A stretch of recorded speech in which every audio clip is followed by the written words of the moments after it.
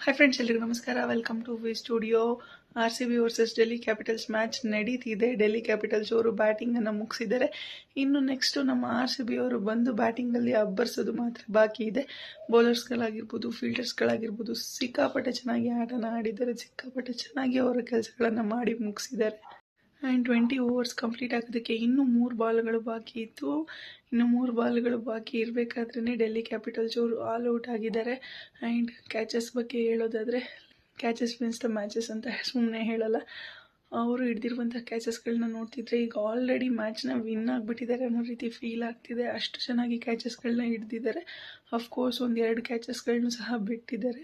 ಹಾಗೆ 1-2 ರನ್ಔಟ್ಗಳನ್ನು ಸಹ ಮಿಸ್ ಮಾಡ್ಕೊಂಡಿದ್ದಾರೆ. ಬಟ್ ಆದರೂ ಕೂಡ ಸಿಕ್ಕಾಪಟ್ಟೆ ಚೆನ್ನಾಗಿ ತಮ್ಮ ಕೆಲಸವನ್ನು ಬೌಲರ್ಸ್ಗಳು ಮತ್ತು ಫೀಲ್ಡರ್ಸ್ಗಳು ಮಾಡಿ ಮುಗಿಸಿದ್ದಾರೆ. ಆ್ಯಂಡ್ ಈಗ ಬ್ಯಾಟ್ಸ್ಮನ್ಗಳು ಬಂದು ಹೇಗೆ ಅಬ್ಬರಿಸ್ತಾರೆ ಅಂತ ನೋಡೋದಕ್ಕೆ ನಾನಂತೂ ಸಿಕ್ಕಾಪಟ್ಟೆ ಎಕ್ಸೈಟ್ಮೆಂಟಿಂದ ಕಾಯ್ತಾ ಇದ್ದೀನಿ.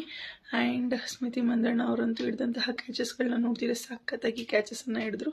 ಆ್ಯಂಡ್ ಫೀಲ್ಡರ್ಸ್ಗಳು ಸಹ ಲೈಕ್ 4 ಹೋಗುವಂತಹ ಬಾಲ್ಸ್ಗಳನ್ನೆಲ್ಲ ತುಂಬ ಚೆನ್ನಾಗಿ ತಡೆದ್ರು. ಸೊ ಈಗ RCBಗೆ ಟಾರ್ಗೆಟ್ ಬಂದ್ಬಿಟ್ಟು 142 ರನ್ಸ್ಗೆ ವಿನ್ನಿಂಗ್ ಟಾರ್ಗೆಟನ್ನು ಕೊಟ್ಟಿದ್ದಾರೆ.